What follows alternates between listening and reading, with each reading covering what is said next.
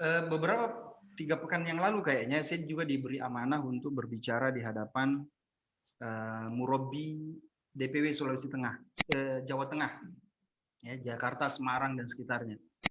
Masalahnya sama. Jadi panitia bilang begini, apa Ustaz? Sekitar 25 kader takwin di Jawa Tengah itu menolak untuk menjadi murabbi. Parah ini ya, kader takwin. Ini bukan tarif, takwin. 25 orang kader takwin menolak untuk jadi murabbi. Tolong ini menjadi catatan yang bisa diarahkan. Jadi saya bilang sama mereka, ikhwan sekalian, kalau kita sepakat bahwasanya Rasulullah SAW menjadi kudwah kita, laqad kana lakum fi rasulillahi uswatun hasanah. Itu ayat dalam surah Al-Ahzab ayat ke-21. Menjadi pedoman kita, menjadi undang-undang kita. Bahwasanya telah ada pada diri Rasulullah SAW itu teladan yang baik. Tentang para sahabat Rasulullah SAW mengatakan, kuntum khaira ummah. Allah berfirman, kuntum khaira ummah ukhrijat linnas ta'muruna bil ma'ruf wa tanhauna 'anil munkar. Sabda Rasulullah SAW, khairun nasi qarni thumma alladhina yalunahum thumma alladhina yalunahum. Ya, coba perhatikan. Bagaimana sikap sahabat terkait dengan dakwah? Apakah mereka menanti selesainya turun ayat secara berangsur-angsur selama 23 tahun lalu kemudian mereka bergerak? Ya, tidak, demi Allah. Abu Bakar As-Siddiq sejak hari pertama dapat hidayah, tertanam keimanan itu pada diri beliau, beliau mulai bergerak. Rumah beliau yang sejak zaman jahiliyah menjadi tempat ngumpulnya, tempat kongko-kongkonya, tempat hangoutnya pemuda kota Mekah.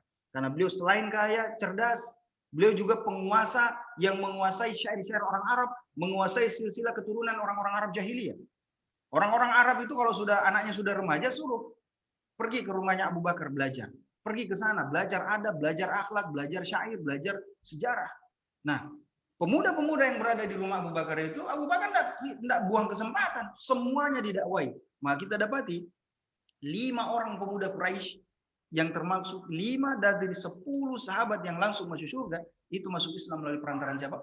Abu Bakar Siddiq, Utsman bin Affan, Abdurrahman bin Auf, Abu Ubaidah ibnul Jarrah, Sa'ad bin Abi Waqqas, termasuk sepupu sekali Rasulullah SAW, Az-Zubair bin Awwam, itu masuk Islam melalui perantaraan Abu Bakar Siddiq. Az-Zubair bin Awwam, putra Al-Awwam, pernikahannya dari Sofia bintu Abdul Muthalib, itu bukan Rasulullah SAW yang ngajak, padahal dia adalah kerabatnya Rasulullah, sebagaimana Ali. Ali dari pihak ayahnya, Abu Thalib.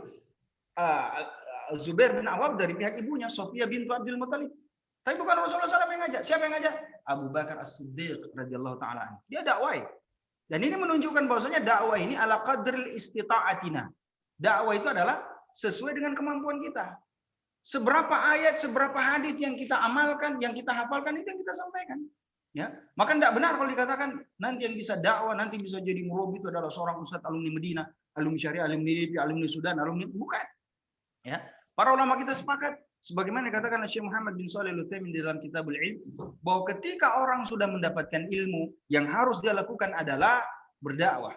Jangan duduk di rumah. Sebagaimana kata Rasulullah SAW, coba lihat kata Rasulullah SAW. Hadzal Nabi sallallahu alaihi wasallam yad'un nas fi sya'nihi kullihi, fi kulli makan. Ya, di setiap tempat, di setiap bagian-bagian hari, yataharrak, beliau bergerak. Bahasanya jelas, yataharrak, bergerak. Ya. Fudail bin Iyad. Fudail bin Iyad masuk Islam tahun ke-11 kenabian. Dia ini pemimpin kabilah Aus di Yaman. Dia punya wilayah teritorial, dia punya militer sendiri. Fudail bin, bukan Fudail bin Iyad, Tufail bin Amr ad-Dausi. Ya, afwan, Tufail bin Amr ad-Dausi. Tufail ini pemimpin kabilah Daus di Yaman. Dia datang pada tahun ke-11 kenabian. Begitu masuk Mekah, orang-orang Yaman yang ada di Mekah bilang, sesungguhnya di kota Mekah ini ada seorang pemuda yang mengaku dirinya Nabi.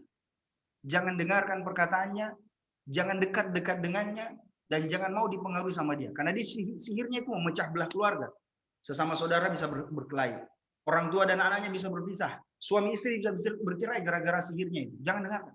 Maka Tufail mengatakan apa?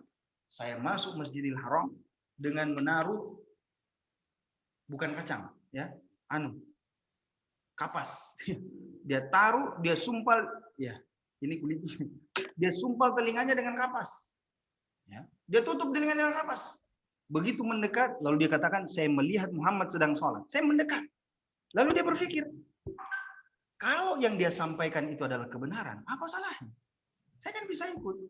Kalaupun adalah sebuah keburukan, saya kan ahli syair. Saya orang cerdas. Saya bisa memilah mana yang benar, mana yang salah. Lagi pula kalau itu kebenaran, kenapa saya tidak dengarkan lalu terima itu sebagai sebuah kebenaran? Lalu dia buka kapasnya dan dia dengarkan bacaan-bacaan yang dibaca oleh Rasulullah SAW. Lalu kata dia, saya ikuti Muhammad sampai ke rumahnya. Dan aku mengatakan kepada Muhammad, bacakan lagi wahai Muhammad risalah yang diturunkan kepadamu. Lalu beliau baca. Lalu dia katakan, asyhadu an la ilaha illallah wa asyhadu anna Muhammadar Rasulullah. Apa yang terjadi, ikhwan sekalian? Apakah beliau tinggal di sana setahun seperti alumni Tadrib, seperti anak Tadrib Duat? Ya. Apakah tinggal di sana kuliah 4 tahun seperti Anas Tiba? Ikhwas Tiba? Tidak. Beliau katakan, wahai Muhammad, aku adalah pemimpin kaum di Yaman. Saya akan kembali ke sana dan berdakwah ke kampungku, dan aku akan menemui ketika saya sudah bisa mengajak mereka untuk masuk ke dalam Islam. Lalu beliau kembali mengislamkan orang-orang Daus dan datang menemui Rasulullah SAW 9 tahun kemudian pada sebelum peristiwa Khaybar. Makanya sebagian catatan sejarah mengatakan pada peristiwa pertempuran Khaybar, Tufail bin Amr ad-Dausi sudah ada dalam barisan kaum muslimin. Jadi 9 tahun setelah pertemuan di kota Mekah tahun ke-11 kenabian, beliau bertemu dengan Rasulullah SAW di sebelum perang Khaybar pada tahun ke-7 Hijriah. Apa yang terjadi? Syekh Sofiur Rahman Al-Mubarakfuri mencatat ada 70 sampai 80 kepala keluarga yang ikut dengan Tufail menuju ke kota Madinah.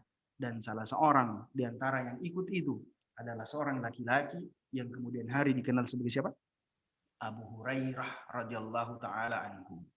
Abdurrahman ibni Sakhar radhiyallahu anhu yang lebih terkenal dengan nama Abu Hurairah. Ke negeri Yaman kemudian mendakwai keluarganya, mendakwai saudara-saudaranya dan sepupu-sepupunya. Makanya salah seorang antara sepupu beliau yang kemudian masuk ke dalam Islam dan menemui Rasulullah SAW adalah Abu Hurairah radhiyallahu anhu.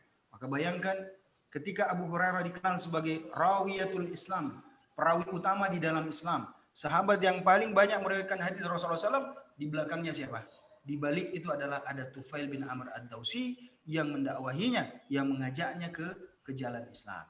Sampai sebab itulah menjadi nasihat bagi kita semua, ikhwan sekalian, meskipun kader-kader kita masih ta'rif, ya bukan ta'rif, justru mulai dari ta'rif itu semangat, ya, militansi itu mulai harus dibangun.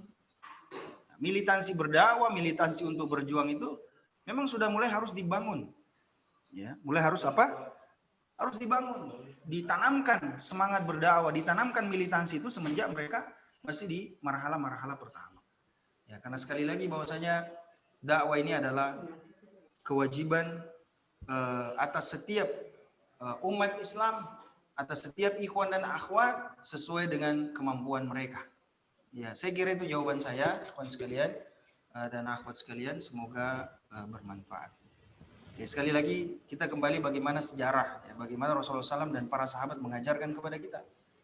Berdakwalah sejak hari-hari pertama kita memahami ilmu, berdakwalah sejak hari-hari pertama kita merasakan manisnya hidayah, manisnya keimanan yang ada pada diri-diri kita.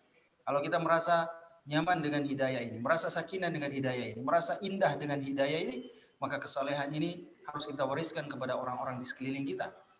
Ya, sebagaimana kita merasa indah, merasa nyaman dengan suatu nikmat, dan kita ingin saudara kita yang lain merasakan nikmat yang sama, maka yang harus kita lakukan adalah mengajak mereka sama-sama untuk merasakan, mencicipi dan meneguk manisnya kesolehan dan keimanan ini sebagaimana apa yang telah kita rasakan. Wallahu a'lam bishawab.